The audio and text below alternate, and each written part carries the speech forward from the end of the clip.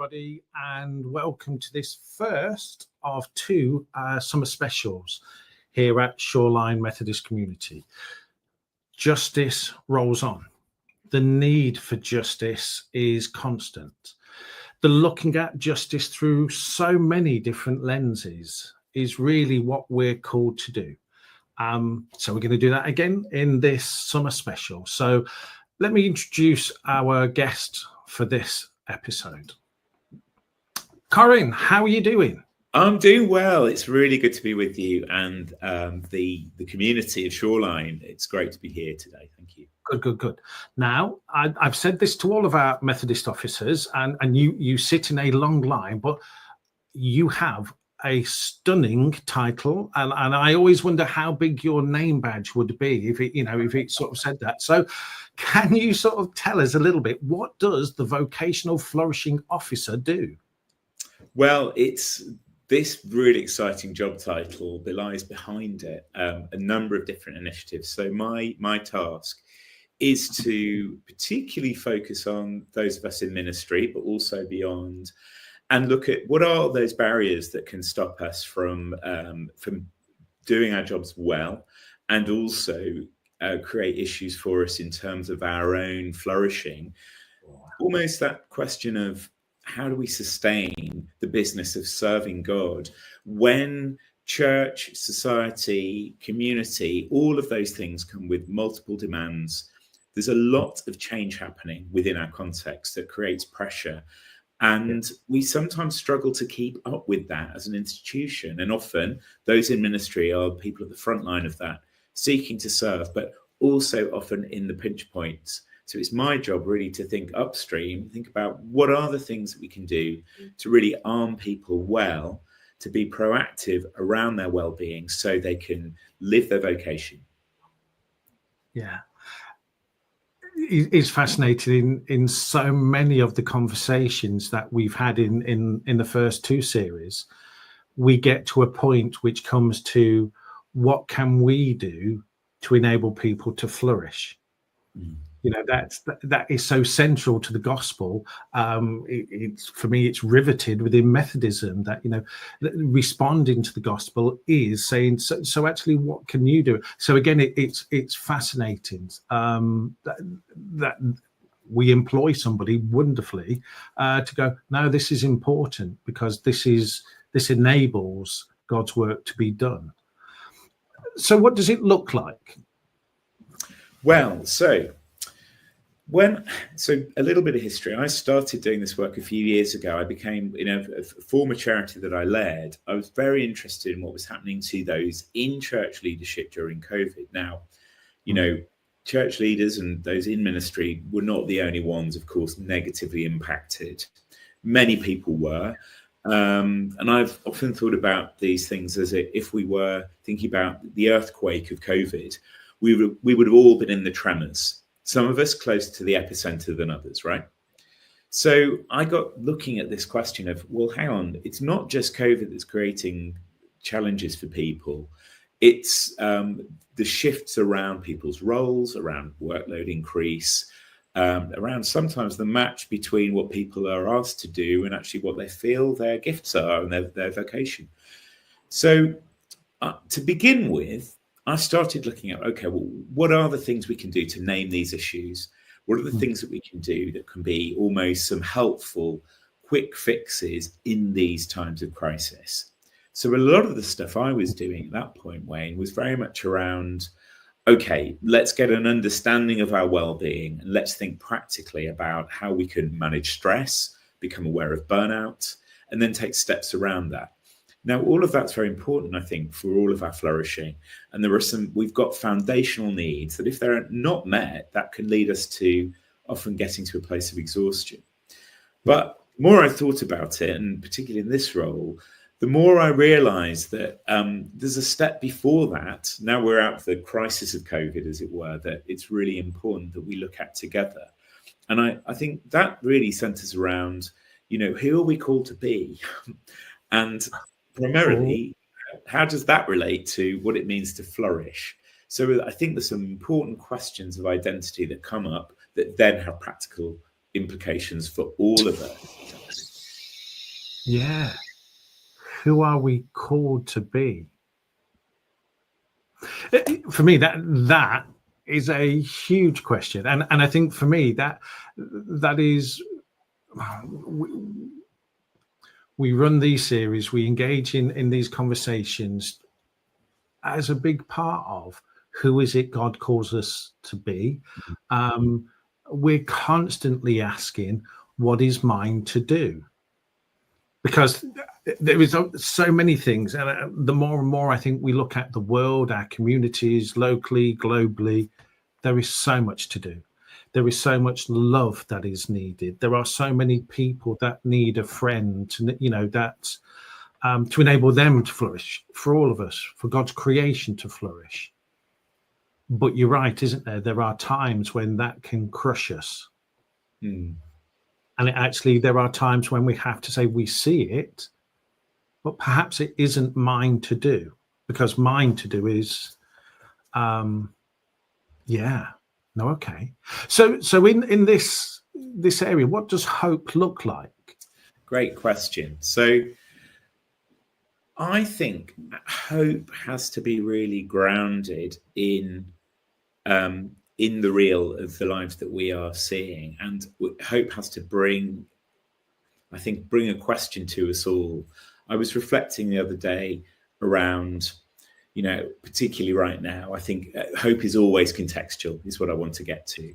Yes. We are so challenged within our world, our communities. I think we are living in an increasingly anxious space. Yes. We are impacted by war. Many of us are impacted negatively by the state of the economy. Life is changing and shifting. And in that, I think you can look ahead and particularly thinking about the climate, looking at this question of justice, we can look forward and be deeply concerned. What are the options here in taking a hopeful stance? Is a hopeful stance one of denial? Because sometimes you can end up in a place where you're hanging on to an idea that it's an escape route out of the reality and the difficulty that you're facing. And I started thinking about this and looking into it really in terms of kind of what the Bible's got to tell us around this. And I think something that I landed on around this idea of hope is that I think at the heart of hope is the Bible's vision of shalom. So, we get this vision of perfect relationship and perfect harmony, relationship with God, relationship with creation, and with relationship with one another. Now, you start to think about those things and you think, well, that feels often quite distant from my experience. But the invitation of shalom is that we become participants in building that. And I think for me, what really landed around the well-being piece, because I think you can end up in a place where quite rightly you put that question, what is mine to do? If we think that we have to do the whole thing, we can easily become overwhelmed. Yes. But this particular word that really unlocked it for me, it comes in the Beatitudes. Now, you'll be probably I know you will, Wayne, but maybe those listening might be familiar with it. It's probably one of the most famous passages in the Bible. And if you don't know it, it's well worth checking out. So this is from Jesus' Sermon on the Mount, and almost his, he's coming and announcing really his intention in this.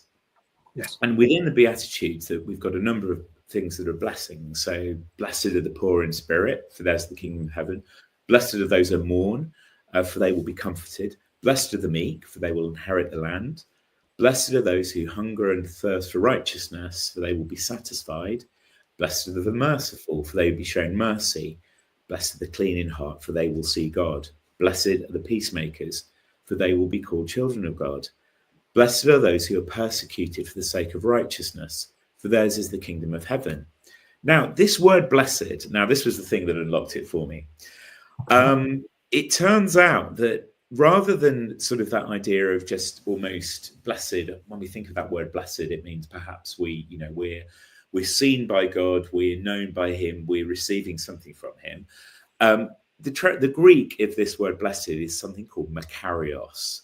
Now, makarios translates as flourishing. Now, I think this unlocks the whole thing in a very different way than perhaps what I grew up with.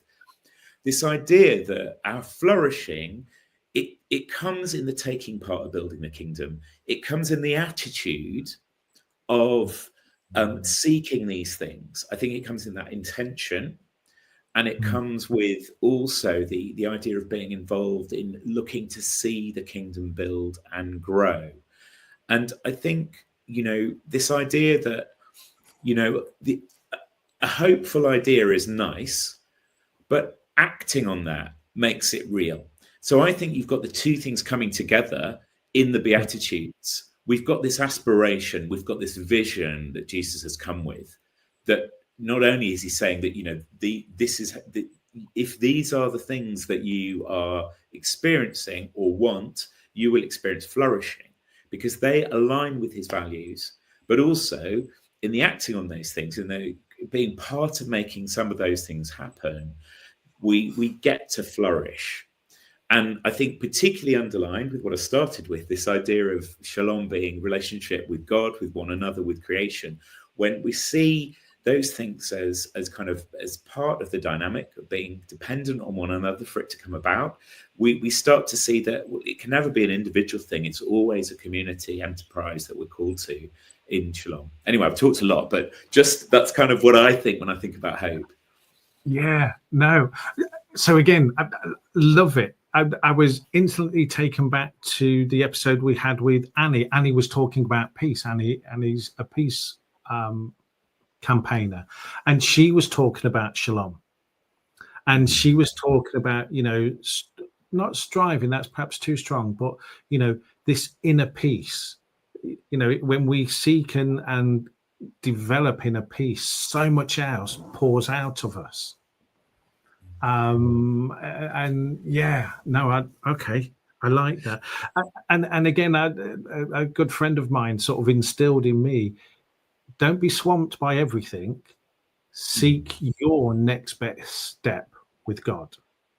Yeah. What's the next best step? Not, don't be consumed by it all. And again, as you say, go get involved, but in an open way, in a way that just goes, yeah, and let God work with you and through you. So how, within this, then, how are you seeing God at work? So thinking about this, I would say, I think the best expressions of this often feel like community and communal. And I want to kind of define almost, we haven't really mentioned the word well-being, but it does, of course, cross over quite strongly into flourishing. And I'm sometimes a bit careful about this word because I think that it's something that has been co-opted into, our consumerist mindset a lot of the time. And that's not to say that something like a pamper day is wrong, but what it tends to happen is I think it often, it calls it a lone enterprise also that you have to have resources to do. And I think the best examples of flourishing are things that are really an aspect of community, of being together, and something that is, something that I learned up growing in Methodism is that the best example of that community is with a group of people who are unlike each other oftentimes. And so often you find the gift in stretching that little bit to be in relationship with someone who's a bit different from you, I found. And so spaces that do that are really good. I love the work of Ruth Rice and Renew Wellbeing, for example. Now, I think this is a great example of something that offers an experience of flourishing in a way that's accessible to people. So the vision of Renew is essentially to create spaces within our churches and communities where it's okay not to be okay, where the focus of their activities are around creating a space where there's relationship, there's hospitality, there's activity, and it's all centering around well-being. So the theme of these well-being cafes is come along. This is for everybody. Now, one of the reasons why it works, I think, is because there's no one in charge of running it. There are people who coordinate and set these up, but you, as you come, you are a participant in it. So there's not really a kind of someone behind the counter with the big teapot. It's much more, this happens in a space that we're all sharing. You can't see the difference between someone who might be a volunteer in that space and someone who's attending. Now, what I think makes it work well is, one, they're genuinely really restful and creative spaces. You know, people might be doing different activities there, sharing hobbies, chatting about stuff. And then in that, there's also space that people can go to where they have a rhythm of prayer that people can access. So what happens there is it's very light touch. If you don't have a faith background, of course, there's no compulsion. There's just an invitation. If you want to join us for prayer, you can. But it's what we do, and then we'll come back in and be part of the wellbeing again. And in it, that offers people, I think, a way of connecting their well-being to faith and exploring faith. And increasingly, it's a place, I think, where people experience welcome, they experience that sense of well-being, and also for many, they start to experience something of God if they haven't before. And others, it's a new way of understanding our relationship with God and with others. So I think it's a lovely model because it doesn't take much to do it, and it's accessible. So that's just one example that I'm a real enthusiast of. That you can look up Renew Wellbeing if you don't know about it already online, and see the work that they're doing as they start to help people grow these different community spaces, and provide that sense of connection that's sometimes very hard for people to get. Yeah, I do. I probably said it way too much, but the gift of extravagant hospitality, the ability to open a door, put the kettle on, and just say, come sit a while. That is a fantastic sort of, it is just some of the easiest things to do, with no agenda. It takes a little bit of trust, but just go, no, we're just going to open the door and sit, and what will be, will be. That it is such a powerful thing, and we all need that. I get very conscious of the destructive nature of loneliness. That some people, a lot of people are lonely. They just need to belong. They need to, and that helps them to flourish when they belong. When we all need routine, and just go, no, somebody sees me. I so agree. It's such a different experience, isn't it, to be invited to take part and to know that in that you have a contribution to bring. That, I think, shifts the dynamic. I think one of the experiences of loneliness often that many people will articulate is just that you feel very redundant. And that's a part of being unseen, isn't it? That you don't get to share who you are. You might not get to share your gifts. Some of those might be hidden. So the more that we create spaces where we're thinking, how are we gently drawing out those opportunities for people? And again, if you've been very isolated, it takes a long time to build trust, I think, often for many. Some people, it's kind of you kind of, oh my goodness, I can flourish. But for others, it's a bit like peeling layers, isn't it? And I think that is the beauty of a group like church, like a community like this, where you can, when you're intentional about those relationships, and you recognize that's the focal point, the tea and the cake is in the background as a way of doing it. But actually, it's about building a space where there's conversation and intention and deep and good listening, so that people are, know it's for them. And also that invitation of, what would you like to bring? What can you bring in who you are? When we get to know you a bit, we'd love to see more of that, because this place operates on the basis of us all bringing something. And so I think that can be very life-giving as well, can't it? Yeah. And discovering, we all have labels, we all have identities. They can be very powerful things, but they also can be things we cling to for too long. Yes. It's who are we today? Yes. And again, that identity, and for me, it is part of my personality, but it's trying to understand who I am, but on a constant discovery. But who is God calling me to be tomorrow? You know, today is great, but part of all of our flourishing is taking all that we are and then going, and this is where we can use this. And you can, there's so much crossover. There's so much, I think, for us to discover in creating loving, hospitable, fertile spaces for everybody to flourish. And I think from this flows. Sorry to cut in, but I'm just thinking about how I think that desire to offer that it's always deeply hopeful. And I think maybe there's something about who we are made to be as creative human beings. I think in times where a lot of the messages that we're having are very, very negative, again, images that we're seeing, conflicts in the world that we are witnessing and the suffering and the impact of that. I think exercising our commitment to being creative and welcoming, I think that really is the most hopeful thing. I think however we do that, however we bring ourselves into the world and say, right, we're going to risk trying this thing, whether it's for the first time thinking about, I don't know, I've always thought about learning to paint watercolors. Let me do that. It might not be the best thing in the world. It doesn't matter. I'm bringing something of myself in doing that.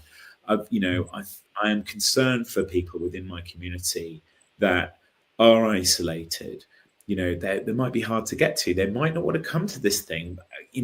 There's often, I think, a sense of real risk when hope's at stake, that you're putting yourself on the line. We might be rejected. It might not go well, But I think if we can see hope and creativity as things tied together, and I'm sure, we've all been in spaces where actually the community gives us permission to take those risks.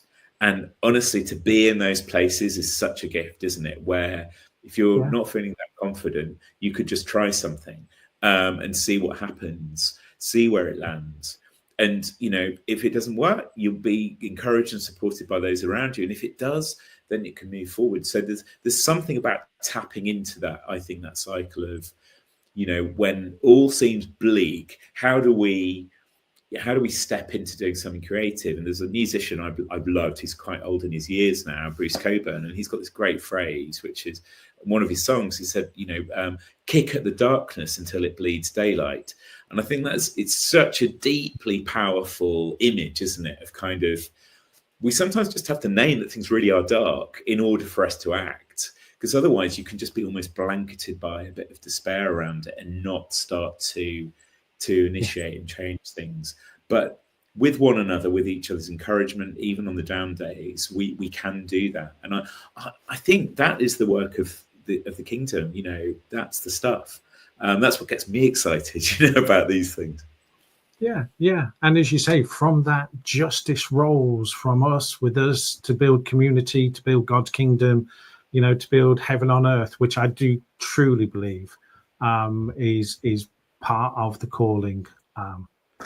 Corin, really appreciate you coming in and sharing with us. I'm really hoping I can persuade you to come back and be part of season 3, because I think this flourishing just links all of what we're trying to discover. So, Corin, really appreciate your time. Thanks so much. No, really good. So there's another summer special coming. So look out, and then we'll launch season 3 in September. God bless everybody.